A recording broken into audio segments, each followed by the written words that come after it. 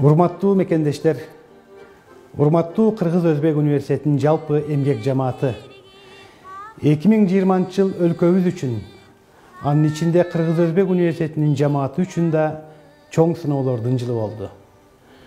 Тагыраак айтканда, ааламды каптаган апааттын кесепетинен биздин жамаат да сыртта калганы жок. Ага карабастан, ардактуу агай эжекелер, сиздердин педагогикалык бай тажрыйбаңыздардын, тыным албаган аракеттериңиздердин натыйжасы өз жемишин берип, пандемия учурундагы аралыктан окутуудагы бардык тоскоолдуктарды жеңип өттүк.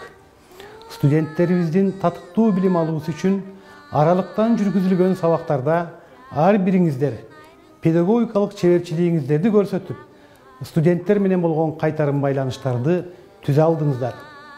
Дүйнөнү түйшүккө салган оор кырдаалга карабай, университетибиздин ар тараптуу өнүгүшү токтоосуз уланды. Илим изилдөө багытында докторлук жана кандидаттык диссертациялар жакталды. Сырткы байланышыбыздын алкагы бир топко кеңейди. Профессордук окутуучулар курамына студенттерибизге жана коомдун керектүү катмарына университеттин өздүк каражатынын эсебинен ар тараптуу моралдык жана материалдык колдоолор көрсөтүлдү. Материалдык техникалык базабызды чыңдоо багытында үзгүлтүксүз иштер алынып барылды.